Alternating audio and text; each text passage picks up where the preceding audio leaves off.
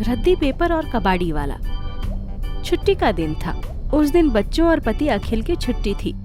सुहासिनी छत की सफाई करते करते थक गई थी। तभी कबाड़ी वाले की आवाज कानों में पड़ी। रद्दी पेपर, शीशी, बोतल बेच डालो। कबाड़ी वाले, रद्दी पेपर, शीशी, बोतल बेच डालो। ओ कबाड़ी वाले, इधर आना। जी माँ जी, अभी आया। जरा साइकिल रख दूं। सुहासिनी छत से उतरकर दरवाजे के पास आ गई। अरे राजू, तुम कहाँ चले गए थे? और ये क्या हालत बना रखी है? सब ठीक ठाक है ना? इतने दिनों के बाद आए हो। सुहासिनी हमेशा की तरह उसी को सारी रद्दी देती थी। वो जब भी आता तो मुन्नी के लिए बिस्किट लेकर जरूर आता। मुन्नी तुरंत उसके आगे हाथ फैला देती। सुहासिनी भी उसको अपने घर से बिना कुछ खाए पिए नहीं जाने देती। उसकी बातें सुनकर उसका अपना मन कुछ हल्का हो जाता। अखिल के अत्यंत अनुशासन प्रिय स्वभाव की वजह से वो क्या, बच्चे भी उनके पास फटकने का साहस नहीं करते थे। अरे माँ जी, इतने सवालों का जवाब एक साथ कैसे दे सकता हूँ? जरा ठंडा पानी मिलेगा क्या? हाँ हाँ, बैठो। ये लो, पानी पी लो और थोड़ी मिठाई भी खा लो। हमारे बेटे अनूप का एडमिशन मेडिकल कॉलेज में हो गया है ना? बहुत भाग्यशाली हैं आप माँ जी, इतना अच्छा परिवार है। मैं अपनी क्या बताऊं माँ जी, पुलिस थाने के चक्कर काटते काटते जिंदगी तबाह हो गई। ये कहते हुए उसने अपने गमछे से माथे पर उभर आई पसीने की बूंदें पोंछ ली। माँ जी, लाइए, क्या सामान है निकाल दीजिए। छत पर चलो, कब से सफाई की सोच रही थी, वक्त ही नहीं मिला। राजू उनके पीछे पीछे छत पर आ गया। ढेरों सामान रखा था।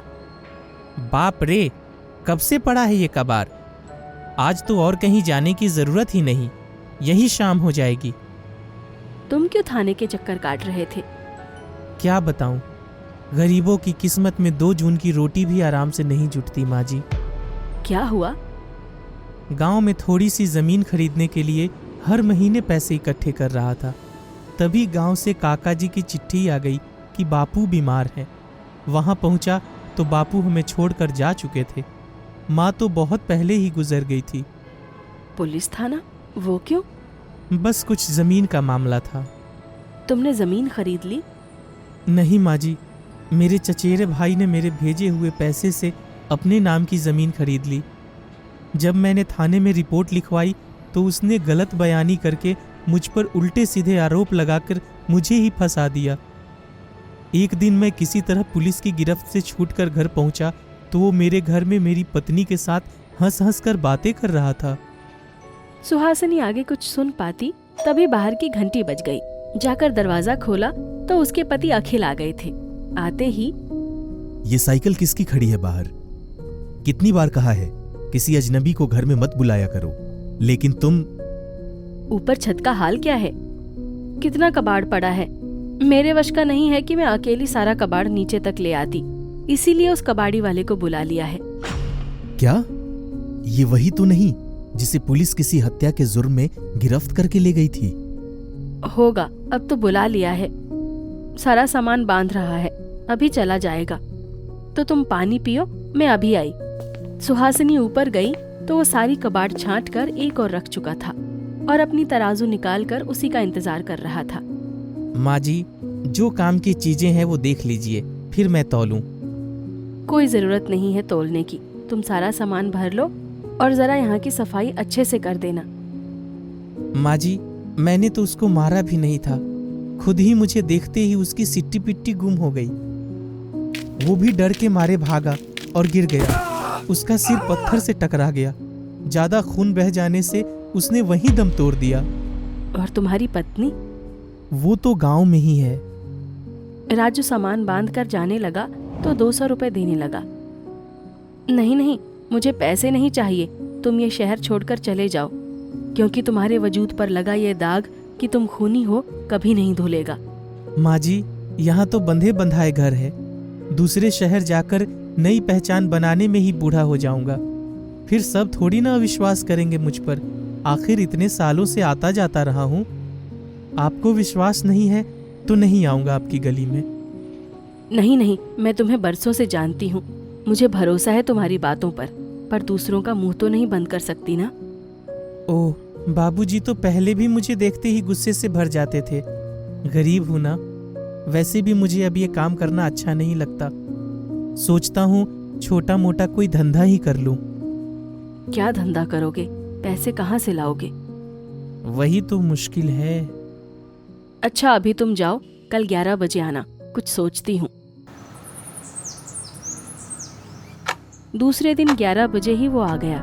सुहासिनी ने उसे 5,000 रुपए पकड़ा दिए और बोली, ये रुपए लेकर जाना, अपना काम शुरू करो और कभी किसी से जिक्र नहीं करना कि मैंने तुम्हें पैसे दिए थे। मगर माँ जी, इतने पैसे? अगर काम नहीं चला तो समझूंगी डूब गए, लेकिन तुम ये काम छोड़ दो। कबाड़ी वाला चला गया। उसके बाद वो फिर कभी नहीं आया। लगभग 8 साल बाद उसी दिन सुहासिनी बाजार से घर वापस आई तो घर के बाहर ही काली एम्बेसडर गाड़ी के पास एक सूटेड बूटेड खड़े व्यक्ति को देखकर हैरान हो गई। ओ राजू, तुम तो बड़े आदमी बन गए, कहाँ गायब हो गए थे? मैं तो सोच रही थी कि अब कभी दिखाई नहीं पड़ोगे। माँ जी, इतने सारे सवालों का जवाब एक साथ कैसे दे सकता हूँ? आपका आशीर्वाद चाहिए था। आओ अंदर आ जाओ। नहीं माँ जी, बाबूजी नाराज होंगे। आपको भी 4 बातें सुननी पड़ेंगी। तुम्हें कैसे पता? माँ जी, सबका दिल आपके जैसा नहीं होता। जब मैं दूसरे दिन आपके पैसे लेकर बाहर निकला तभी बाबूजी आ गए थे। मैं अपना गमछा यहीं भूल गया था। जैसे ही दरवाजा खटखटाने के लिए हाथ बढ़ाया तभी आपके रोने की आवाज सुनकर रुक गया था। उस दिन शायद मेरी वजह से ही आप दोनों में झगड़ा काफी बढ़ गया था। ओह याद आया, लेकिन अब वैसा कुछ नहीं है। आओ, अब तो वो खुद लाचार हो गए हैं, बीमारी की वजह से बिस्तर पर ही लग गए हैं। आपके बारे में मुझे सब पता है माँ जी। छोटा मुंह बड़ी बात, आपके पास एक विनती लेकर आया था। आपकी मदद और आशीर्वाद से मेरी दुकान काफी अच्छी चल निकली। मैंने कपड़े का व्यापार कर लिया था, बहुत मुनाफा हुआ। पैसे रुपए धन दौलत की कोई कमी नहीं है। कमी है सिर्फ माँ बाप की। इसलिए मैं चाहता हूँ कि आप लोग मुझे अपनी सेवा का अवसर दें। गाड़ी भेज दूंगा, बस आप हाँ कर दीजिए। चलिए, हम सब साथ में रहेंगे। मैं बाबूजी का अच्छा से अच्छा इलाज करवाऊंगा। सुहासिनी उसका मुंह देखती रह गई। ये वही कबाड़ी वाला था जो फटे पुराने कपड़ों में दरवाजे दरवाजे जाकर कबाड़ खरीदता था। आज उनकी मदद के लिए आकर खड़ा हो गया था। अपने बच्चे विदेश में थे, किसी को कोई फिक्र नहीं थी कि पापा की तबीयत खराब है, हम कैसे रह रहे हैं। सुहासिनी ने उसके सिर पर ममता से हाथ फेरा और अपने छलक आए आंसुओं को आंचल से पोंछ लिया। माँ जी, हमसे ये सेवा का मौका मत छीनिए।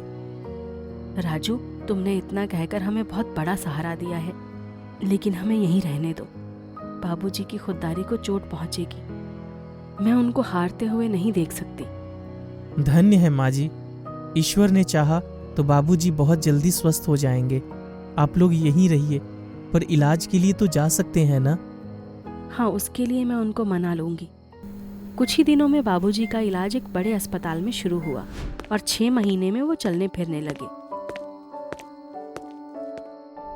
सुहासिनी, ये इतने महंगे इलाज के पैसे कहाँ से आए? अनूप ने भेजे थे?